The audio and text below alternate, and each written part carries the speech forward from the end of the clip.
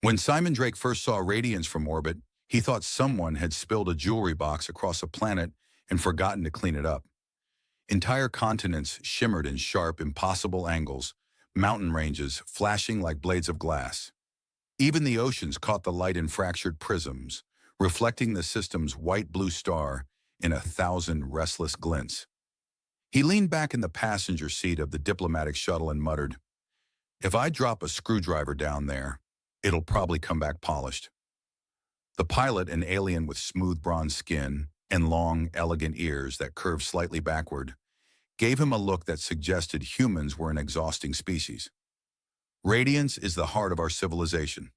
"Of course it is," Simon replied cheerfully. "Most civilizations start with rocks. Yours just chose the expensive kind." The shuttle descended through layers of controlled atmosphere, guided by orbital beacons shaped like floating gemstones. They rotated slowly, projecting thin lattices of blue energy, part of the planetary defense grid. Simon had studied the system on the way in. The grid was synchronized to the Royal Crown's quantum core, a ceremonial object that doubled as a bioelectric amplifier and command key, which meant that somewhere inside that palace of refracted light, a damaged piece of jewelry was holding together a world's security. No pressure. The coup attempt had occurred 3 days earlier. Official reports called it contained. Unofficial channels described plasma fire in the throne chamber, fractured shielding nodes, and a crown that had absorbed an energy discharge meant for its wearer. The Queen survived. The crown did not escape unscarred. The shuttle docked against a crystalline tower that seemed grown rather than built. Facets caught the light and bent it inward, channeling energy toward the palace core. As Simon stepped out, he felt the faint hum of resonance under his boots, like standing atop a sleeping engine. A delegation waited for him. Robes woven with metallic threads shimmered with every movement. Their ears, long, graceful, unmistakably alien, tilted in subtle patterns that Simon guessed were the equivalent of crossed arms or raised eyebrows. "You are Simon Drake," said the tallest among them. "That depends," Simon answered. "Is this about unpaid docking fees?" No one laughed. One younger official blinked twice, possibly buffering. "You are the jeweler recommended by the Interstellar Artisan Guild," the tall one continued. "That I am. I fix heirlooms, relics, sentimental disasters, and occasionally the pride of monarchies." A ripple passed through the group. It might have been disapproval. It might have been indigestion. They escorted him through corridors that looked carved from frozen light. Walls were embedded with gem clusters that pulsed faintly, regulating temperature and gravity. Holographic sigils floated at intersections, shifting languages as Simon passed. He kept his expression neutral, though he could not help cataloging structural seams and energy conduits hidden beneath ornamentation. Radiance did nothing without purpose. Even beauty was engineered. The throne chamber was vast, domed in transparent crystal that revealed the glittering skyline beyond. At its center stood a pedestal of dark star metal. Upon it rested the crown. Even damaged, it was magnificent. The framework arced upward in a series of asymmetric spires, each tipped with a gem the size of a plum. Veins of conductive alloy threaded through the structure like frozen lightning. One side bore a visible fracture. A central gemstone was clouded, internal lattice destabilized. Microscarring suggested it had absorbed and dispersed a directed energy blast far beyond ceremonial tolerances. Simon approached slowly. "Well," he murmured, circling it, "you took a hit for someone." "The crown protected the queen," said a calm voice behind him. He turned. Queen Kira stood at the far end of the chamber. She wore no crown now, only a fitted uniform of deep cobalt, woven with subtle circuitry. Her posture was impeccable, shoulders squared with practiced authority. Her face could have belonged to any human woman. Sharp intelligence in the eyes, dark hair braided back from her temples. Only her ears, long and elegantly tapered, marked her as something other. They angled slightly forward as she studied him. Simon bowed, not overly deep. "Your Majesty." "You may rise, Jeweler Drake." He did. "I would prefer Simon." "Jeweler Drake sounds like I duel people at dawn over polishing techniques." A faint flicker crossed her expression. Not quite a smile, but close. Very well, Simon. You have examined it. First impressions only. It's a remarkable piece of engineering disguised as jewelry. Or perhaps jewelry disguised as engineering. I haven't decided which. It is both, she said. As am I. There was something in the way she said it, measured but carrying weight. He walked around the pedestal again. The fracture line runs along a stress channel that predates the coup. See here? Microfatigue. The energy discharge didn't create the weakness. It exploited it. Murmurs stirred among the attending counselors. Kira stepped closer. Are you suggesting our ancestors built it imperfectly? I'm suggesting, Simon replied lightly, that even geniuses have deadlines. Silence. He lifted a scanner from his case, projecting a web of blue lines over the crown. The holographic lattice revealed uneven energy distribution near the central node. It's elegant but rigid. Beautiful symmetry, minimal flexibility. Under ceremonial loads, it's flawless. Under attack? He shrugged. Not so much. Kira's gaze lingered on the cracked gem. It has rested upon the heads of my line for 9 generations. And it saved the 10th, Simon said gently. That stilled the room. He met her eyes. They were not the cold, distant eyes he had expected. There was exhaustion there, and something else, doubt perhaps. If I may ask, he continued carefully, when the blast struck, did it feel heavier? She hesitated. Her ears shifted back a fraction. Yes, because it tried to absorb everything at once, he said. It was designed to channel power outward, not swallow it whole. I can reinforce the inner lattice, add adaptive filaments, let it flex under irregular stress. A senior counselor interjected sharply. To alter the crown is to alter tradition. Simon glanced at him. Tradition is lovely. So are intact monarchies. Kira's lips curved despite herself. A brief, bright expression that vanished as quickly as it appeared. If you repair it, will it remain itself? That depends how you define itself, Simon said. If you mean the shape and symbolism, yes. If you mean every microscopic flaw preserved for sentimental reasons, then number 1, improve what I touch. Another murmur. This one's sharper. He raised his hands. With respect. Kira studied him for a long moment. The chamber's ambient light refracted around her silhouette, catching the edges of her ears in silver. She looked less like a distant ruler and more like a woman carrying something too heavy for display. Do it, she said at last. A collective intake of breath swept the hall. You will have full access to the crown's schematics and resonance data, she continued. You will work within the palace, and you will report directly to me. Simon inclined his head. I'll need a workspace with stable gravity, controlled temperature, and preferably no one gasping every time I pick up a tool. A faint sound escaped her, an actual laugh, soft and surprised, as though she had forgotten how. I cannot promise the last condition, she said. I'll take my chances. As attendants carefully transferred the crown into a containment field for transport to his temporary workshop, Simon felt the weight of the room's scrutiny settle upon him. Outside, through the crystal dome, Radiance shimmered brilliantly, unaware that its security rested on fractured metal and the steady hands of a man who made jokes to keep his own nerves in line. He watched the queen as she turned to leave. For a fraction of a second, her composure slipped. She looked back at the crown, not as a symbol, but as something personal, something that had failed her, or perhaps something she feared she had failed. Simon adjusted the strap of his toolkit and followed the escort. Don't worry, he murmured under his breath, unsure whether he meant the crown or the queen. I've fixed worse. The workshop they assigned to Simon overlooked a terrace of living crystal that sloped down toward the inner districts of Radiance. In daylight, the city refracted sunlight into drifting spectrums that painted the walls in restless color. At night, the towers glowed from within, veins of energy pulsing like the slow breathing of something vast and patient. Simon set his case on the central work table and activated the environmental field. Gravity stabilized to standard human tolerance. Atmospheric composition shifted slightly, thinning the faint metallic tang of Radiance's native air. He rolled his shoulders once and glanced at the containment cradle hovering above the table. Inside it, the crown waited. Even fractured, it commanded the room.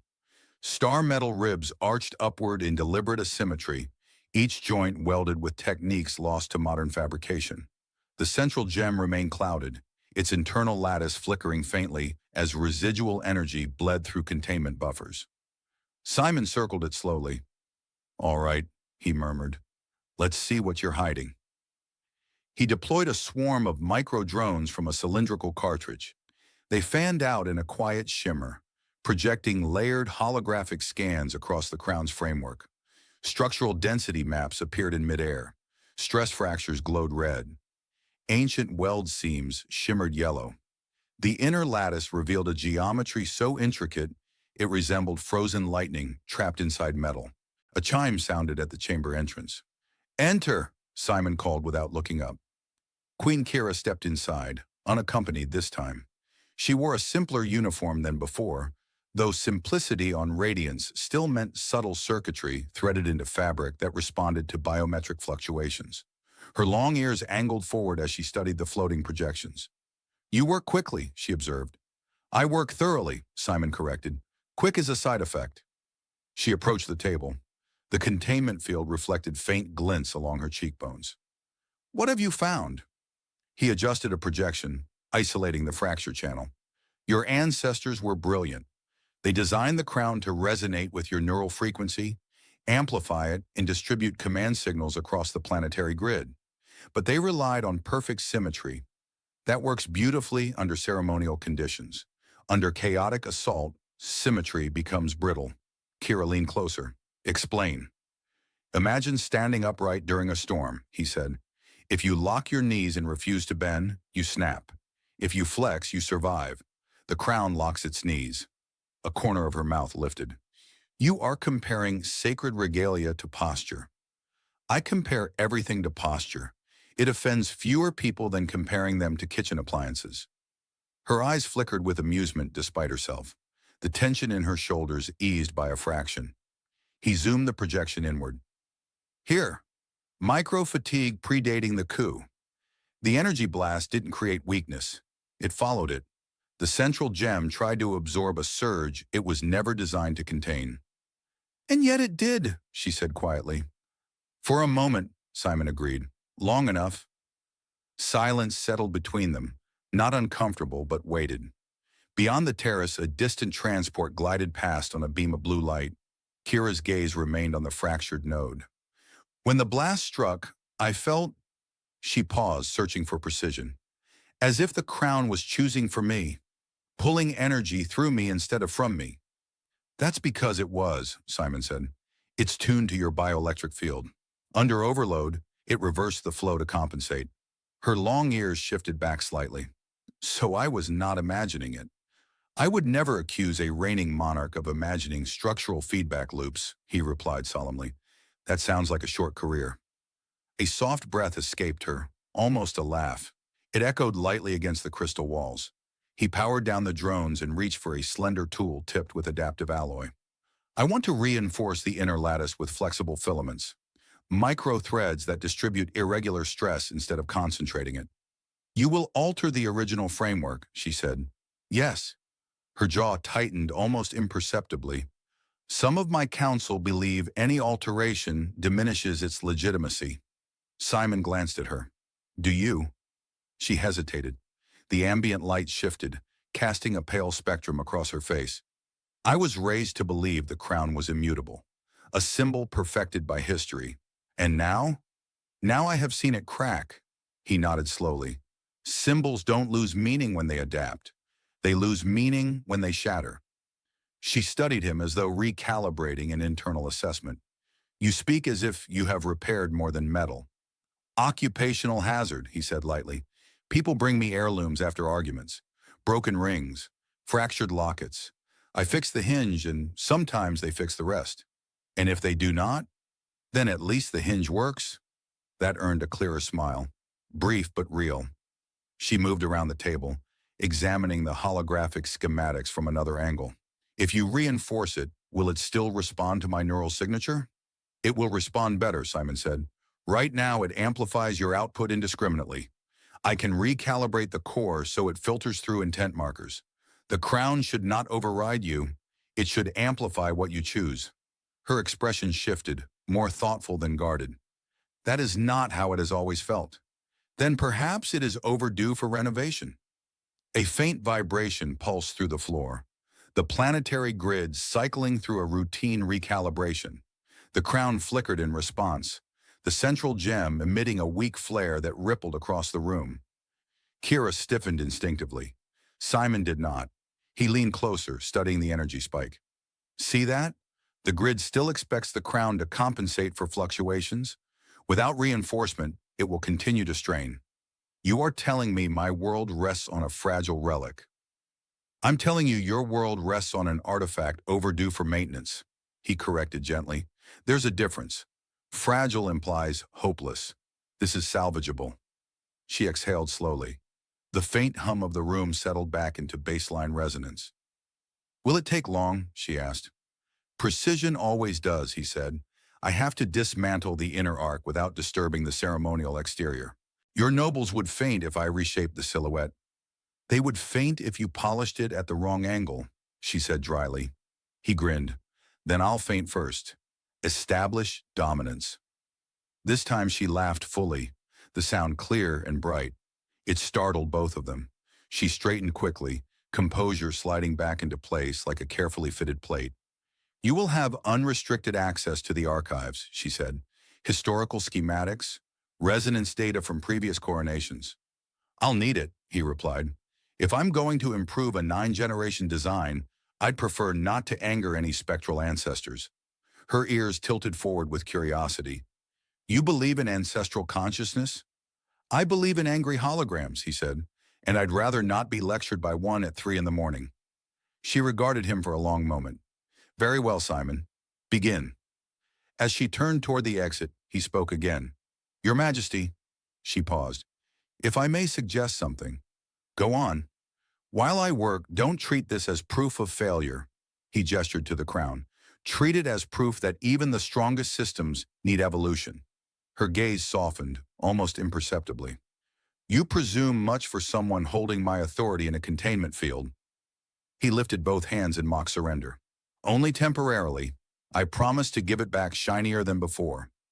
A faint glint of amusement flickered in her eyes. See that you do. When she left, the chamber felt subtly altered, not emptier, but quieter, as if some charged presence had shifted elsewhere. Simon turned back to the crown. He deactivated the containment field and extended stabilizing braces around the fractured arc. Tools unfolded from his case in precise sequence. Microfilament spools gleamed under the ambient light. Let's get to work, he murmured. Outside, Radiance shimmered beneath its luminous sky, unaware that within a crystal chamber, the delicate architecture of its power was being carefully unraveled, thread by thread, not to preserve the past exactly as it was, but to ensure it would not break the next time it was tested. By the 4th night, Simon had stopped noticing the way Radiance glowed. The city no longer looked like a spilled treasure chest to him. It looked like a living circuit board, every tower and terrace humming in measured cadence with the planetary grid. His workshop lights dimmed automatically to compensate for the rising luminescence outside, and the crown hovered in the center of the room, half dismantled, its outer arc suspended in a web of stabilizing fields. He leaned back on his stool and squinted at the exposed inner lattice. You are either a masterpiece, he muttered, or an overconfident engineering thesis. A projection bloomed above the work table, structural models layered over resonance graphs. He had threaded 3 adaptive filaments through the primary arc, each thinner than a strand of hair, each capable of flexing under irregular energy surges. Now he was studying the central node, the clouded gem that had absorbed the coup's plasma discharge. It pulsed faintly. That's new, he said. He increased magnification.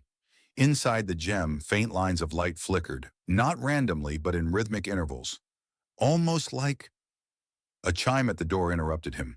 Enter, he called, not taking his eyes off the projection. Queen Kira stepped inside, this time accompanied by 2 palace engineers whose expressions suggested they would rather be auditing a solar flare. Her long ears angled slightly outward, attentive. You requested additional resonance logs, she said. I have brought them. Perfect timing, Simon replied. Your crown is thinking. One of the engineers stiffened. The crown does not think. Of course not, Simon said easily.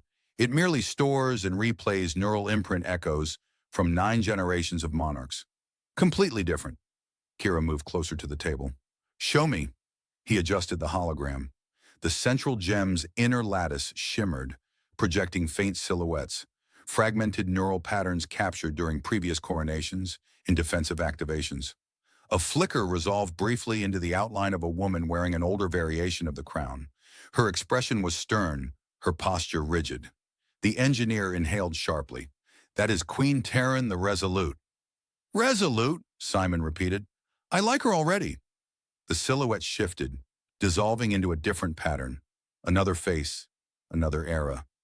Then the light stuttered and fragmented again. Kira watched in silence. The crown records us, she said softly. It records your neural resonance when the amplification peaks, Simon replied. In a crisis, it likely draws on those patterns to stabilize output. But the storage architecture is compressed. Under stress, it replays fragments. That may be why you felt it pulling. She absorbed that without flinching. It was drawing upon them. Yes, Simon said, and on you. The engineer cleared his throat. This is precisely why altering the lattice is dangerous. You interfere with historical continuity. Simon glanced at him. I'm not deleting your ancestors. I'm giving them breathing room. He rotated the model, isolating the memory nodes. See here? They're clustered too tightly around the central core. When the plasma blast hit, the energy spike overloaded not just the structural lattice, but the stored imprints. The crown tried to compensate by invoking prior resonance patterns. Kira's eyes narrowed thoughtfully. It reached backward and nearly tore itself apart doing it, Simon said. If I redistribute these nodes along the adaptive filaments, the crown won't have to rely on a single rigid center. The second engineer looked scandalized. You would scatter the royal lineage across reinforcement threads? I would prevent them from collapsing into a feedback loop, Simon corrected. I promise they'll still be properly dignified. Kira's lips twitched. She turned to the engineers. Leave us. They hesitated only a fraction of a second before bowing and exiting. When the door sealed, the room felt less crowded, though the crown's soft pulsing seemed louder. Kira stepped closer to the table, close enough that Simon could see faint fatigue beneath her composure. If the crown stores us, she said quietly, does it store doubt? Simon paused. Neural imprints capture peak states, coronations, battles, decisions made under pressure? Then it stores fear, she said. He met her gaze. It stores strength under fear. She looked back at the projection, where the silhouette of Queen Terran flickered again before dissolving into data. When the coup struck, I felt them all at once. Expectations, judgment. I wondered if they would consider me weak. Simon adjusted a filament spool idly, buying himself a moment. I repair old clocks, he said at last. Sometimes they tick unevenly because someone wound them too tight decades ago. That tension passes down through the gears. Doesn't mean the current owner broke it. Her long ears angled forward, attentive. The crown carries pressure from 9 reigns, he continued. You don't have to absorb it all in one moment. A faint vibration rippled through the crown. The central gem flared brighter, projecting a sharper image this time. A woman in ceremonial armor, eyes blazing. Simon blinked. Ah, that one looks less resolute and more ready to duel. That would be Queen Maris, Kira said. She expanded our borders. Of course she did, Simon muttered. She looks like she argued with asteroids. The projection flickered again, destabilizing. Energy levels spiked. Careful, Kira warned. I see it. Simon's fingers flew across his console. He activated a dampening field around the central node. The flare subsided slightly, though not entirely. The gem's glow shifted, patterns reorganizing. Interesting, Simon murmured. It's reacting to proximity. To yours, she asked. Possibly, or to yours. She extended her hand slowly toward the hovering crown. The gem brightened in response, resonance lines aligning more smoothly. Simon's brows rose. There it is. It's calibrating to you, even in dismantled state. Kira withdrew her hand. The light dimmed. "It trusts you," she said. "It depends on how we define trust," he replied lightly. "Right now it's more like stubborn loyalty." She looked at him sidelong. "And what do you call what you're doing?" "Preventative maintenance," he said, with artistic flair. The gem flickered again, but this time the projection stabilized into a layered composite, multiple faint silhouettes overlapping, harmonizing instead of clashing. Simon leaned closer. "That's new." The resonance graph smoothed into a cleaner waveform. "It is aligning," Kira said softly. "With the adaptive filaments," Simon confirmed. "They're distributing the imprint load instead of centralizing it." For a moment, both of them watched the shimmering lattice, where past Queen's echoes glowed gently rather than violently. Kira's voice lowered. "Will it still feel like them?" "Yes," Simon said, "but it won't feel like all of them shouting at once." A quiet breath left her, almost a laugh. "That would be a relief." He grinned. "Family gatherings are difficult enough without plasma cannons." The gem pulsed again. Steadier now. Simon adjusted the final filament into place, weaving it carefully through the inner arc. His hands moved with practiced precision, each motion deliberate. "If I succeed," he said, "the crown will amplify your intent instead of compensating for it. It won't pull, it will respond." "And if you fail?" she asked. He glanced at her. "Then I will have invented the most expensive paperweight in the quadrant." Her eyes flashed with amusement despite the tension. "Radiance does not use paper." Then a ceremonial doorstop. The crown emitted a sudden, sharp pulse of light.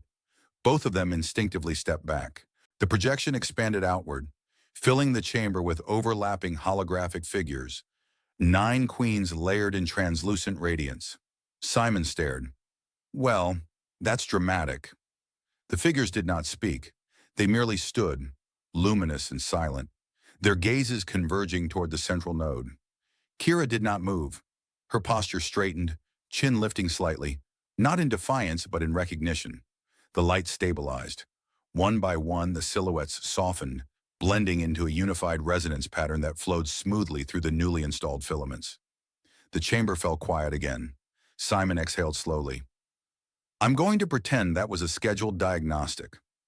Kira's lips curved. "Of course." He checked the readings. Energy distribution balanced. No overload spikes. Memory nodes evenly dispersed. "It's working," he said quietly. She stepped forward once more, extending her hand toward the crown. The gem brightened, not violently, but with a calm, steady glow. This time, when she touched the outer arc, the light did not flare chaotically. It resonated, clear, controlled. Her long ears tilted forward slightly, as if listening to something only she could hear. "It feels lighter," she said. Simon smiled faintly. "Told you, flexible knees." She looked at him then, not as a ruler assessing a contractor, but as a woman reassessing a burden. "Continue," she said softly. He nodded, turning back to his tools as the crown hovered between them. No longer a fractured relic under strain, but a structure in transition, its past redistributed, its future quietly recalibrating in the steady glow of adaptive light. By the 7th day, the crown no longer looked wounded. It looked unfinished. Its outer arcs hovered in precise suspension fields, while the inner lattice shimmered with newly woven adaptive filaments, each thread responding in faint pulses to the planetary grid outside. Simon stood over the work table with both sleeves rolled back, a micro forge humming softly at his side. Liquid star metal flowed in controlled droplets through a magnetic guide, sealing the final reinforcement seam along the primary arc. "Hold still," he muttered to the crown, as if it had a habit of fidgeting. The star metal fused with a whispering hiss, light rippling outward through the framework. The resonance monitors flared briefly and then settled into a smooth waveform. "Good," he said. "You didn't explode. That's always encouraging." A sharp knock echoed through the chamber doors, followed immediately by their sliding retraction. 3 members of the High Council entered in coordinated formation, robes shimmering like disciplined rainbows. Their long ears were angled sharply backward, an expression Simon had come to interpret as preemptive disapproval. "We have come to observe progress," said the eldest. You've come to supervise, Simon corrected pleasantly, without looking up. We have come to ensure tradition remains intact. Simon finally glanced at them. Tradition is intact. It's just slightly less brittle. One of them stepped forward, peering at the hovering arcs. You have disassembled it beyond ceremonial tolerance. I have disassembled it exactly as much as structural integrity required, Simon replied. You prefer it cracked? Silence. The eldest gaze shifted to the central gem, now clear and luminous, its internal lattice threaded with redistributed memory nodes. You altered the ancestral imprint channels. I optimized them, Simon said. Your queens deserve better bandwidth. That earned him 3 synchronized blinks. Before further objections could be voiced, another presence entered the room, quieter yet somehow commanding more attention than the council combined. Queen Kira stepped in. She wore no ceremonial armor, only a tailored dark tunic lined with faint circuitry. Her long ears angled forward slightly, attentive but composed. The council bowed immediately. You wish to observe, she said evenly. Observe. The eldest counselor gestured toward the crown. Your Majesty, the human has redistributed the lineage nodes. The internal architecture is no longer identical to its historical state. Kira's eyes moved to Simon. He lifted his hands in surrender. Guilty. I made it harder to destroy. Her gaze lingered on the hovering structure. Explain. Simon rotated the holographic projection. Previously, all ancestral resonance was concentrated within the central node. Under stress, that caused feedback amplification. Now the imprints are distributed along adaptive filaments. They reinforce rather than overwhelm. The counselor frowned. You speak as if history is a load to be lightened. Simon tilted his head. History is weight. It doesn't have to be a crushing one. Kira's lips twitched faintly. He continued, adjusting the model so the waveform displayed clearly. Your planetary grid expects input from the crown at peak ceremony and crisis. With the new configuration, energy flows through multiple flexible channels. If another attack occurs, the crown won't try to swallow the blast whole. It will redirect and dissipate. The eldest folded his hands into his sleeves. And what of symbolism? Simon spread his arms toward the outer arcs. Untouched, shape preserved, gem placement identical. It will look exactly as it did. Only now it won't shatter when someone misbehaves with plasma weaponry. A faint sound escaped Kira, almost a laugh, quickly suppressed. The council members exchanged glances. You will test it, the eldest said at last. I intend to, Simon replied. Kira stepped closer to the table. Here, now. The room stilled. Simon blinked. Here now? Her gaze did not waver. You said it was ready. It is, he said slowly, but calibration usually involves incremental. Now, she repeated softly. He studied her for a moment. There was no recklessness in her expression, only quiet resolve. He nodded once. Very well. With careful movements, he disengaged the suspension clamps. The outer arcs settled into alignment, locking seamlessly into place around the reinforced lattice. The crown hovered briefly, whole once more, light flowing along its veins in steady pulses. Simon adjusted the calibration console. When you place it on your head, focus on something simple. A directive. Don't push. Kira stepped forward. For a moment, the council seemed to hold its collective breath. She reached up and lifted the crown from its field. The room brightened immediately, not violently, but with a deep, resonant hum that vibrated through the crystal walls. The gem cores flared in sequence, each responding to her proximity. She lowered it onto her head. Light rippled outward in concentric waves, racing across the chamber and into the terrace beyond. Through the transparent walls, radiance shimmered in response, the planetary grid synchronizing like a vast instrument tuning itself. Simon's monitor spiked and then steadied. Easy, he murmured, fingers dancing across controls. Let it meet you halfway. Kira's eyes closed briefly. The glow intensified, then softened into a controlled radiance. No violent surges, no chaotic flares, just resonance. The counselors stared upward as faint auroras flickered across the distant skyline, the defense grid harmonizing with the crown's recalibrated output. Kira opened her eyes. It does not pull, she said quietly. Simon exhaled. It shouldn't. It listens, she added. That was the idea. The eldest counselor cleared his throat. The output stability is improved. Simon grinned. You can say it. I won't faint. The counselor's ears twitched in reluctant acknowledgement. Kira lifted her hand slightly. The crown responded with a subtle amplification pulse, activating a segment of the outer shield visible as a translucent arc across the city. Then she lowered her hand. The light receded smoothly. No backlash, no strain.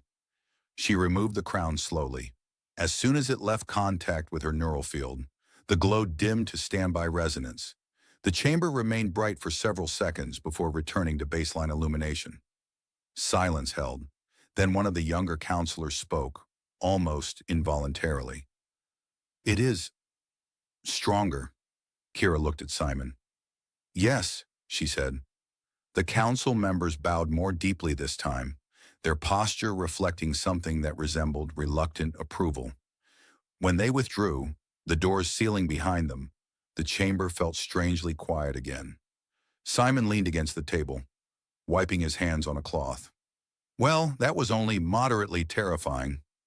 Kira removed the crown's residual resonance field from her hair and set the regalia gently back onto its cradle. You were not afraid, she said. Oh, I was terrified, he replied easily. I just hide it behind sarcasm. It's a very effective technology. She studied him for a long moment. It feels different, she said at last. Not only lighter, clearer. That's because it's no longer arguing with 9 previous versions of you, Simon said. They're still there, just not shouting. A faint smile curved her lips. She walked toward the terrace, gazing out at the luminous city below. When the coup struck, I wondered if I was unworthy of what it represents. Simon joined her at the window. You survived. That's a strong opening argument. She glanced sideways at him. You reduce everything to manageable pieces. That's how repair works, he said. You don't fix a crown. You fix one fracture at a time. Outside, the planetary grid shimmered softly, its resonance now smoother, less strained. Kira turned back toward the crown, resting whole and gleaming in its field. You have given it flexibility, she said. I've given it options, Simon corrected. She faced him fully now, the ambient light catching along the elegant curve of her ears. And me? She asked quietly. He hesitated only a fraction of a second. I suspect, he said gently, you always had those. For a moment, neither of them spoke. Then Simon cleared his throat lightly. Of course I still need to polish the outer arcs. Wouldn't want history to accuse me of neglecting aesthetics. A soft laugh escaped her, unrestrained this time. See that you do, she said. He smiled, turning back to his tools as the crown hovered between them, not merely restored, but transformed into something steadier, more responsive, its brilliance no longer rigid, but alive with adaptive light. The day of the formal presentation arrived wrapped in refracted light. From early morning, Radiance shimmered more intensely than usual, as if the planet itself were aware that its symbol of authority would be displayed not as a wounded relic, but as something reforged. Across the skyline, defense spires glowed in low harmonic cycles, synchronized to the palace core. News beacons hovered discreetly in upper air currents, transmitting filtered visuals to distant provinces. Simon stood alone in the workshop one last time, staring at the crown suspended before him. It no longer bore even a trace of fracture. The outer arcs gleamed with refined polish, each gemstone calibrated to identical brilliance. The central gem was clear now, so clear that when he leaned closer, he could see his own reflection fractured into a dozen angles by the inner lattice. You clean up well, he murmured. He ran a final diagnostic. Energy distribution balanced, memory nodes stable, adaptive filaments responsive. The waveform glowed in smooth curves across the console display. A soft chime indicated incoming presence. Enter, he called. Queen Kira stepped inside, dressed this time in full ceremonial attire. Layers of crystalline fabric draped elegantly over structured armor plates that shimmered in restrained blues and silvers. Delicate cuffs traced the elegant length of her ears, emphasizing their alien grace rather than disguising it. For a moment, Simon simply looked at her. Well, he said at last, if the crown malfunctions now, it will at least be properly intimidated. A faint smile tugged at her lips. You have not slept. Sleep is for people who don't have planetary grids depending on them. She moved closer to the hovering regalia. Is it ready? It's been ready, he said. I've just been double-checking to make sure I didn't accidentally turn it into a weather control device. She glanced at him sidelong. You did not. No, he admitted. But for a moment yesterday, it briefly attempted to synchronize with a passing cargo shuttle. That was exciting. Her long ears angled forward in interest. Explain. It mistook the shuttle's ion signature for a minor atmospheric fluctuation, he replied, corrected itself quickly. No ships were harmed in the making of this monarchy. She laughed softly, the sound easing some of the tension coiled beneath the ceremonial stillness. Outside the workshop, distant horns began to resonate through the palace corridors, low harmonic notes signaling the assembly of the court. Simon deactivated the containment field. The crown descended slowly into his hands. Even now he felt a faint vibration through the star metal, like holding something alive but disciplined. He extended it toward her. Kira reached out. For a fraction of a second, their hands brushed as she took the weight from him. The crown responded instantly, light flowing through its veins in gentle pulses, recognizing her neural signature even before it touched her. You will walk with me, she said. That sounds ominous, Simon replied. I prefer to stand near exits. You repaired what binds this world, she said calmly. You will witness its return. He hesitated only briefly, then nodded. They entered the grand hall together. The chamber was vast, its crystalline dome arching high above in prismatic brilliance. Rows of nobles stood in refractive robes, their garments scattering light into shifting mosaics across the polished floor. Engineers, military commanders, provincial delegates, all were present. A hush fell as Kira stepped forward. Simon remained slightly behind her, acutely aware of every gaze in the room, settling upon him with varying degrees of curiosity and skepticism. The crown shimmered in her hands. The eldest counselor stepped forward. Today we restore the symbol of radiance, Simon murmured under his breath. No pressure. Kira heard him. Her lips curved faintly before composure reclaimed them. She ascended the central dais. The hall seemed to inhale collectively. With deliberate grace, she lifted the crown and lowered it onto her head. For one suspended second, there was nothing. Then light erupted, not in chaotic flare, but in disciplined brilliance. Each gemstone ignited in perfect sequence, resonance flowing outward in concentric harmonics. The crystal dome above them refracted the glow into radiant arcs that shot skyward.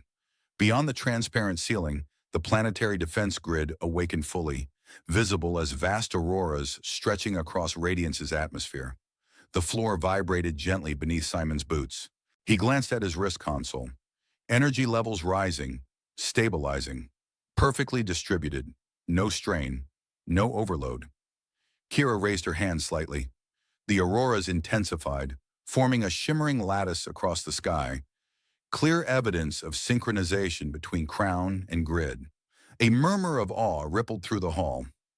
Simon leaned toward a nearby engineer. See? Flexible knees. The engineer blinked, unsure whether that was reverent commentary. Kira lowered her hand. The auroras softened but did not collapse. The crown's light steadied into a constant, calm brilliance. The eldest counselor bowed deeply. One by one, the court followed.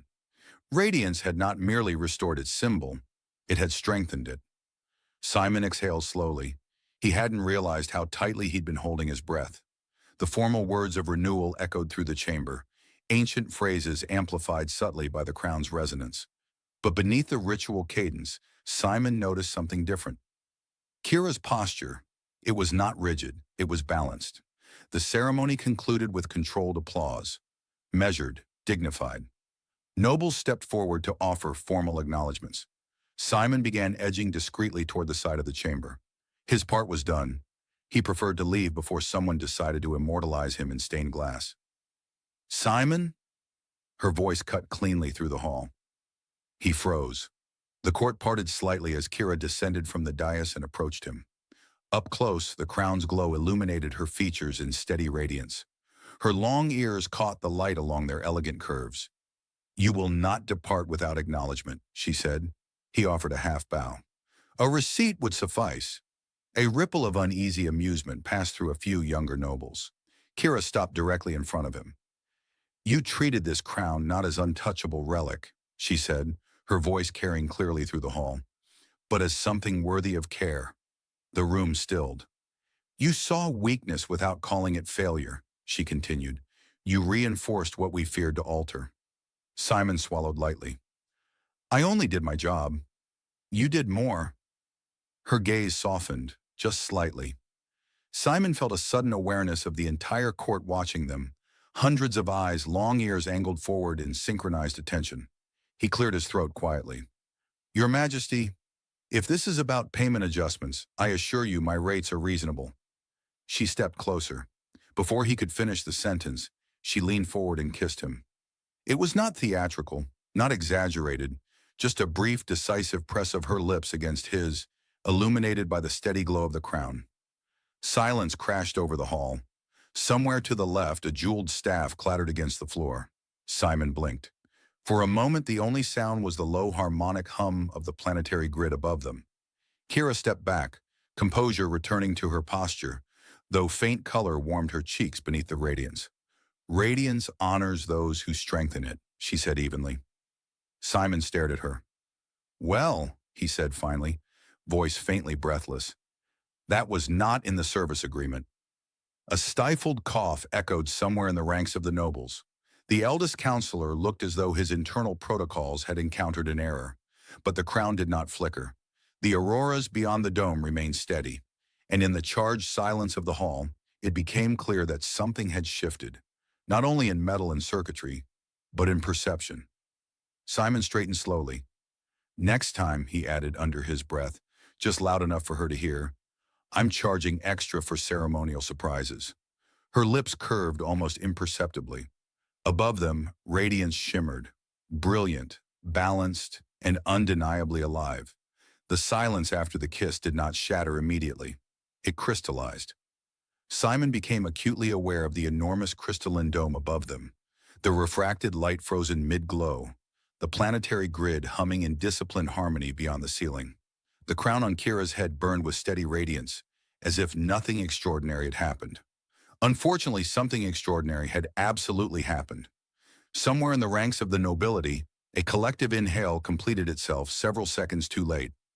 Simon blinked once, twice, recalibrating like one of his own adaptive filaments. Your Majesty, he said carefully, I believe I skipped a chapter in the ceremony briefing. A faint ripple of restrained laughter flickered through the younger delegates. The elders did not laugh. They looked as though history itself had briefly misaligned. Kira did not retreat. She did not apologize. She simply stood there, luminous and composed, her long ears angled forward, not defensively, not aggressively, but with unmistakable clarity. Radiance rewards courage, she said evenly, and devotion to craft. The eldest counselor stepped forward, clearly summoning the full force of centuries behind him. Your Majesty, public gestures carry... She turned her gaze upon him. The crown responded. Light pulsed once, not violently, not threateningly, but with unmistakable authority. The defense grid above shimmered in subtle affirmation, as if the planet itself had cleared its throat. The counselor stopped mid-sentence. Simon leaned slightly toward Kira and murmured, I'm beginning to see the advantages of flexible knees. Her lips twitched faintly. The moment stretched, then gently dissolved as ceremony protocols reasserted themselves. Nobles bowed. Formalities resumed. The hall slowly exhaled. Simon, however, remained in a peculiar state of suspended processing. He had repaired a crown. He had optimized a planetary defense lattice. He had not prepared for royal public affection. As the court dispersed into clusters of murmured discussion, Kira turned toward him once more. You intend to leave immediately, she said. I had planned to, he admitted, before I became historically significant. A faint amusement flickered in her eyes. You are unsettled. I am a craftsman, he replied. I prefer my metals stable and my monarchs predictable. And which did I violate? Both, he said honestly. They moved away from the central dais, toward the edge of the chamber where the crystalline walls overlooked Radiance's glowing skyline. Below them, the city shimmered with renewed energy, the planetary grid still visible as faint auroral ribbons across the upper atmosphere.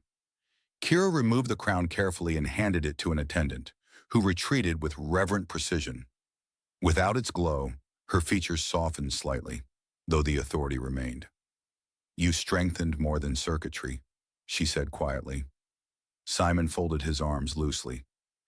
"If this is about morale metrics, I assure you that was not part of my invoice."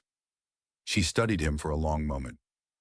"When the coup struck, I doubted whether I was suited to carry what this crown represents.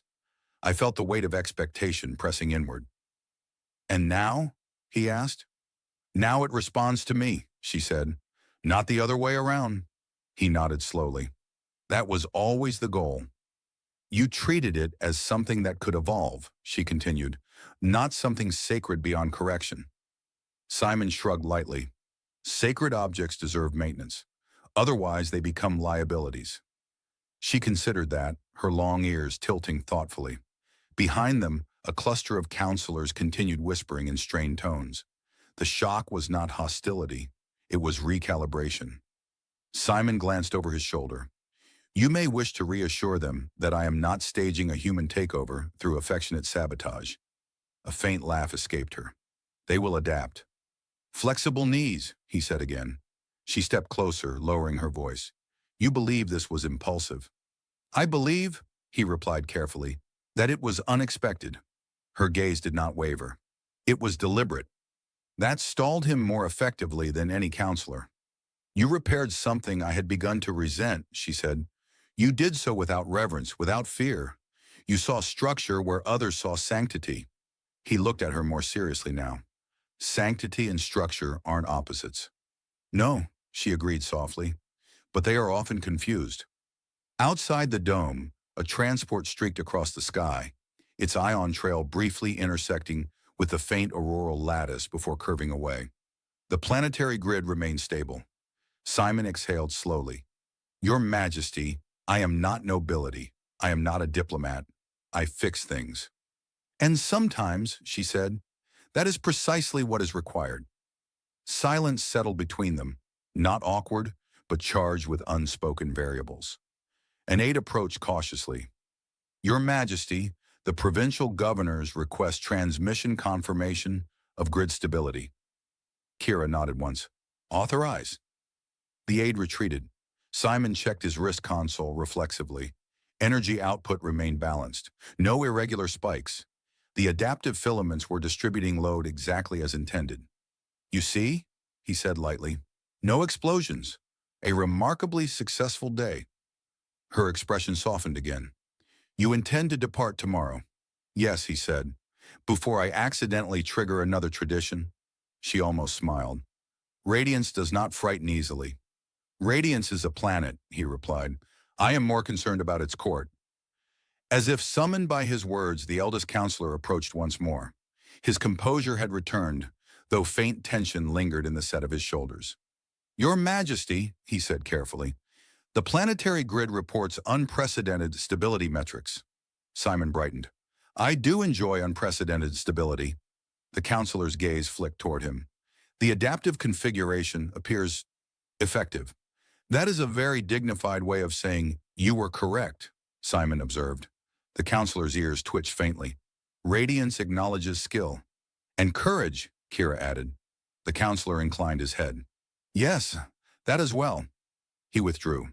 Simon watched him go. "See? No exile. Promising." Kira turned back toward the window. The light of radiance bathed her in soft luminescence, outlining the elegant taper of her ears and the calm steadiness in her expression. "You change how the crown carries history," she said quietly. "Perhaps you have changed how I carry it as well." He shifted his weight slightly, uncomfortable with the gravity of that statement. "You were always carrying it. I just redistributed the load." A faint breeze generated by environmental regulators stirred the edges of her ceremonial fabric. "And what of you?" she asked. He blinked. "What of me?" "You leave," she said, "returning to your tools and distant commissions. That is generally how my profession works." Her gaze held his, searching. He attempted levity. Unless you require ongoing maintenance checks. Quarterly polishing, perhaps. Her lips curved gently. Perhaps. The planetary grid pulsed faintly overhead, steady and balanced. For the first time since his arrival, Simon felt not tension, but possibility. Not the explosive kind, the adaptive kind. Simon had fully intended to leave at dawn. His shuttle sat docked at the eastern spire, refueled and cleared for departure. His tools were packed with the careful precision of a man who trusted objects more than circumstances. The workshop was empty now, stripped of hovering projections and resonance maps. Only a faint shimmer remained in the air, where the crown had once floated in dismantled pieces. He stood for a moment on the terrace outside, watching Radiance greet its morning star. The planetary grid glowed faintly across the upper atmosphere. Not strained, not flaring, steady. The auroral lattice looked less like a shield braced for impact, and more like a living system at ease. He checked his wrist console one last time. Stability metrics remained unprecedented. The adaptive filaments were performing beyond initial projections, distributing microfluctuations across the lattice with elegant efficiency. Flexible knees, he murmured. You repeat that phrase often. He turned. Kira stood a few steps behind him, dressed not in ceremonial armor, but in a simpler garment of deep silver blue. No crown rested on her head. In the softer light of early morning, she looked less like a sovereign framed by crystal and more like a woman standing on her own balcony. Good engineering principles deserve repetition, he replied. She joined him at the edge of the terrace. From here, the city's crystal towers caught the first light and scattered it outward in radiant arcs. Transport lanes glowed faintly as early shipments moved between districts. The council met through the night, she said. Simon winced theatrically. That sounds unpleasant. They have reached a consensus. That sounds more unpleasant. Her lips curved slightly. Radiance will formally adopt your adaptive modifications into all future crown iterations. He blinked. Future iterations? Yes. You're planning ahead. It seems prudent, she said. He nodded slowly. That's, good. She studied him. You're surprised. I am accustomed to repairs being quiet, he admitted. Invisible. Effective but unremarked. Radiance does not forget what strengthens it, she said calmly.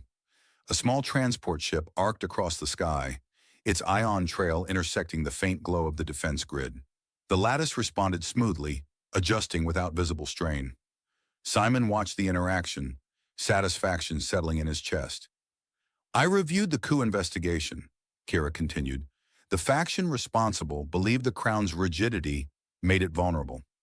They expected a single destabilizing strike to fracture both symbol and shield. And instead they provided me with employment, Simon said lightly. They miscalculated, she replied.